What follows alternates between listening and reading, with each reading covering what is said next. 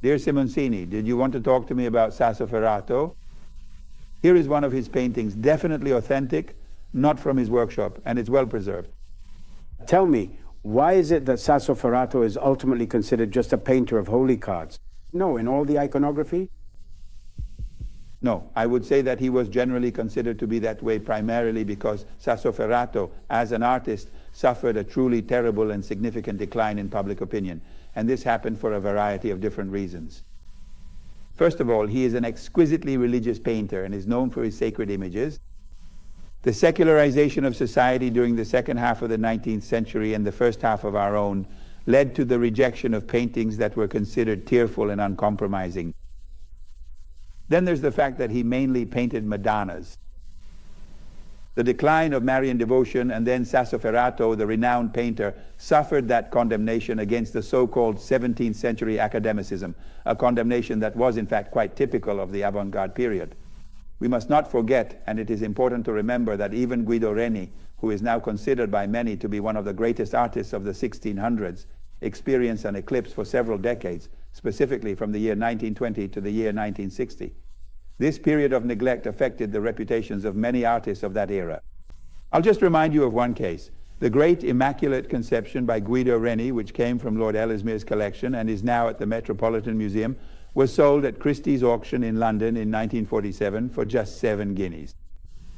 But even that little painting by Sassoferrato, well, I paid next to nothing for it in 1960, and I regret it, because back then I could have bought dozens of them, paying anywhere from 100,000 to 600,000.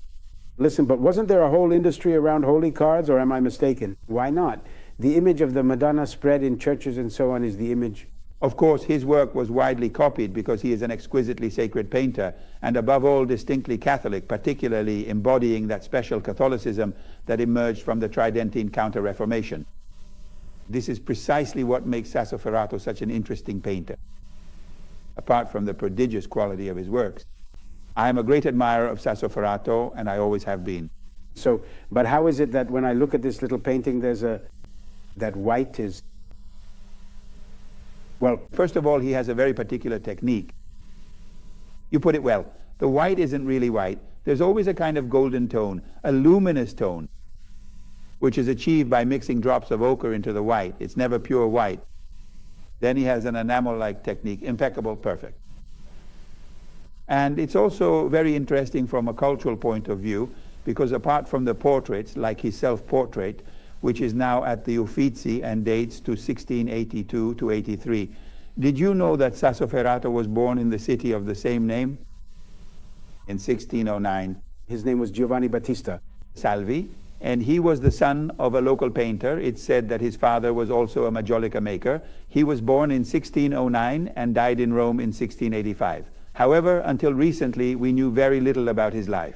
Some documents have come to light showing that he was already highly regarded in artistic circles from a very young age. He was appreciated by the Roman clergy as well as by some nobles. The self-portrait at the Uffizi dates to 1683, the year in which the painting was donated by Prince Flavio Chigi to the Grand Duke of Tuscany. So he was not a disregarded painter. He was not just a painter for nuns and friars in small convents, as was believed until now. It should also be said that many of Sassoferrato's paintings, which are mentioned by various sources, are unknown. They have been lost. The recovery of Sassoferrato's catalogue is still ongoing, and works are gradually coming to light, both through auction sales in London and in private Italian and French collections. In any case, as I was saying, it is also very interesting from a cultural point of view. One of the most remarkable things is the series of copies, or rather interpretations, that he made after various painters. He made many of these and after various artists. For example, one of the types of Madonna that he repeated comes from Albrecht Dürer. Then there is a truly unique painting in the Tosio Martinengo Art Gallery in Brescia, which is an interpretation of a painting that was very famous in his time, a work by Andrea del Sarto that was in Rome in the Giustiniani collection. The original has been lost. Only a small fragment remains at the Metropolitan Museum in New York, but we know the painting in its entirety. From an engraving by Blumart, and the painting in Brescia is a wonderful interpretation, I would say in a purist style, of Andrea del Sarto's painting. Then we have the Saint Apollonia by Timoteo Viti, of which there is a damaged version and many other versions are known. Then we have copies of Raphael of the Deposition and of the Predella of the Deposition. Then we also have copies after Spagna. There is one in Perugia. And then we even have a Magdalene that is copied, interpreted from the painting by Domenico Tintoretto, which is now in the Capitoline Picture Gallery in Rome. But then there's another thing. The great altar piece of Asprea, once called Asprea Sabina. Today I believe it's just called Asprea, which I myself had restored in 1950 amid general mockery. Many people told me, why are you wasting the state's money to have a painting of that quality restored? The painting of Asprea is an interpretation of the famous image of the Annunziata found in the church of the same name in Florence. Why all this? I believe that the range of models by Sassoferrato, models that often date back to an earlier era, should be closely related to the concept of time typical of the Judeo-Christian tradition and revived by the Counter-Reformation.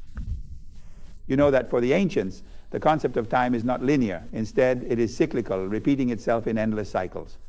In contrast, for the Judeo-Christian tradition, and nowadays, even for Marxism, time is considered linear. It follows a single unidirectional path, moving forward from a beginning toward an end without repeating itself. For Christians, it starts from the moment of creation, passes through original sin, and then continues with an unbroken history up to the Last Judgment, which will come sooner or later. Now, the Renaissance notably rejected this traditional linear interpretation of time, instead choosing to return to the much older cyclical concept of time found in paganism. This is the reason why the Middle Ages were rejected during the Renaissance, and it is also the reason for a momentous event, the total demolition of St. Peter's Basilica in the Vatican, which contained the most important works of Christian religion from the 4th century, from the time when Constantine built the church up to the early 16th century. Why? Because the entire Middle Ages was rejected as something useless, ugly, and superfluous. With the Council of Trent, however, there is a return to the ancient tradition. Just as Baronio, Cardinal Baronio, at the end of the 1500s, would go into the catacombs to study the frescoes and appreciate their sacred spirit, so too does Sassoferrato draw upon a wide range of models to demonstrate that there is always a single, continuous tradition. I must say, what is surprising about Sassoferrato is the quality, truly the quality. He is certainly not just a painter of holy cards. I consider him a great painter. For example, portraits. He also painted a few portraits, but only 3 are known. One is of Monsignor Ottaviano Prati, which is at the National Gallery in Rome. Another, unfortunately absent from the exhibition, is in Sarasota, Florida, and depicts Cardinal Rapaccioli. Then there is a recently discovered portrait in Padua, which is not included in the exhibition catalog but is present at the event, and it portrayed Cardinal Ottoboni. There must have been others as well, because we have drawings that indicate Sassoferrato's production of portraits was not as limited as we believe today. There is a 4th one that was sold at a Christie's auction in London some time ago. I haven't seen it myself, so I can't judge it. But from the reproduction, it seems authentic to me. He is a painter who then repeated these images many times. Aside from a few models, especially the large altar pieces like the one in Asprea, or the beautiful altarpiece displayed at the exhibition of the church. You are referring to Sassoferrato. They remembered the 3rd centenary of his death. With a delay of 5 years because he died in 1685. At the time of the anniversary, I had the State Printing Office, the Ministry of Post and Communications, issue a stamp. It was I who proposed that stamp. Stamp. So, for the 3rd centenary, the city of Sassoferrato has now dedicated an exhibition. They were late, but that's not a fault. Better late than never. I find the exhibition very interesting, very well done with a catalog. Scientific, of course, with a few small omissions, a few minor errors, but no one is perfect, and I think it's an exhibition worth seeing. I've seen it twice, and to tell the truth, I liked it even more the second time than the first. There is also a group of works on display by Marche painters from the early 17th century, including masterpieces by Orazio Gentileschi, works by Giovanni Francesco Guerrieri, Ramacciani, and Simone de Magistris. For me, however, Sassoferrato has nothing to do with these local painters. In my view, Sassoferrato draws above all from the sacred images of Scipione Pulzone. I've said this already back in 1959. That is, he follows the example of his masters, who must have been primarily Francesco Cosa and Domenicino. He applies that principle theorized by Giovanni Antonio Giglio from Fabriano, the principle of regulated mixture. Giglio used to say, the painters of the past were devout, but they painted poorly. Today, faith is better, but we paint poorly. So let's make ancient compositions with modern methods. That's exactly what Sassoferrato does, just as Scipione Polzone did before him. There is a continuity between the two. Anyway, what is surprising about Sassoferrato is that all the versions of his paintings, when they are autographed, show his own hand. There is no workshop participation, which is quite remarkable. For some paintings, dozens of versions are known, but they are all at the same level. Then there is also a curious fact. Sassoferrato was discovered, he had a house, and in fact, he got married in 1648 and had 6 children. But the curious thing is that he did not live in the Vittori neighborhood around Piazza di Spagna, around Via del Babuino, Via della Croce. He lived on Via Bacina, which is a street that today has almost disappeared. It's at the Forum of Augustus.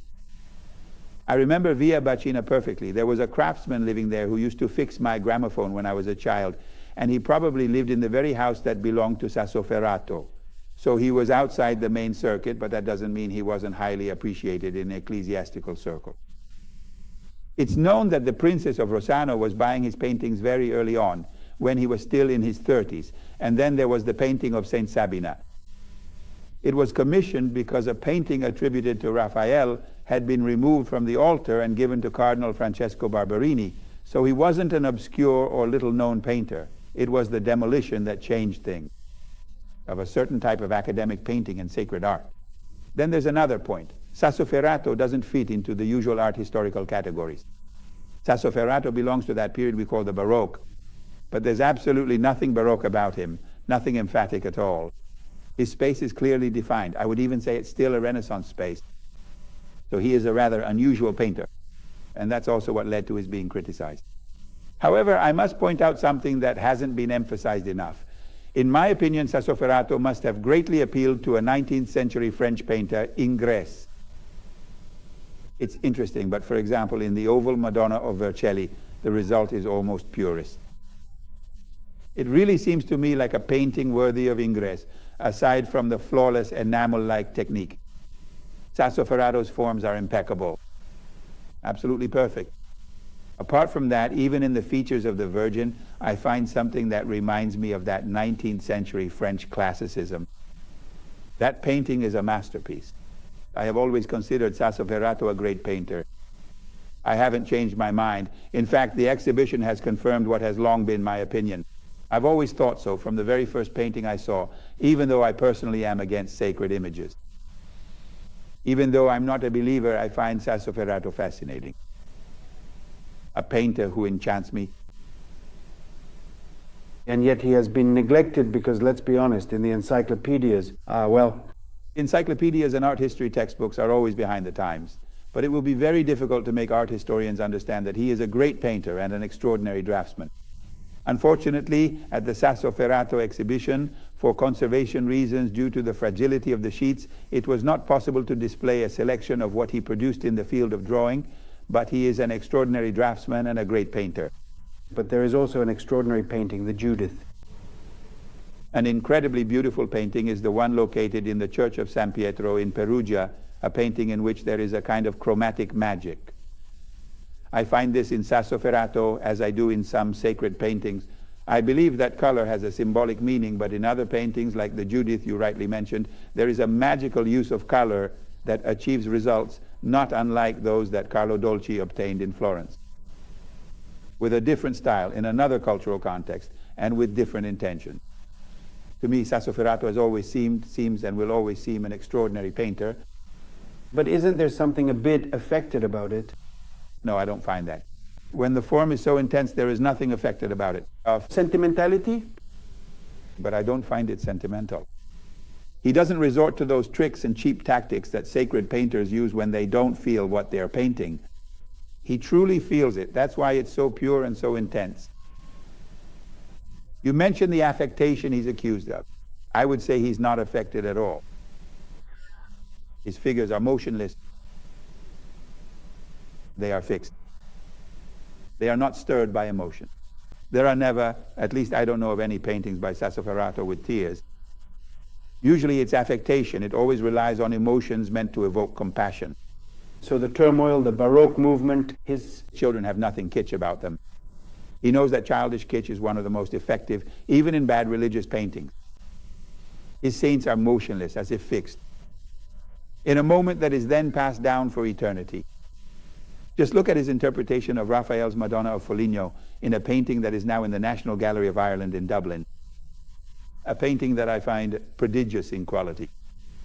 Prodigious is the way the painter manages to render the blue of the Madonna's mantle. For me, that painting is a real tour de force. Then in the catalogue, there are so many things that leave you in awe. Yes, there are sorrowful Madonnas with the child, but there is always that unshakable moment. That moment that is captured and then lasts forever. That's what makes Sasso a great artist. Do you mean something metaphysical? Yes, In the painting in Brescia, I find something metaphysical. In the face of the Madonna of Brescia, which again reminds me of Ingres, I find something metaphysical.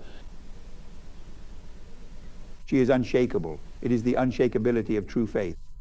But what about the connection between the painter and his hometown? But it seems he painted a work there. In fact, there is a painting whose chronology is uncertain, a crucifixion that belongs to a church in the surroundings of Sassoferrato. But as for his hometown, I don't see any connection.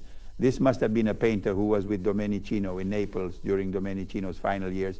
And then in Rome, he must have met Francesco Cozza.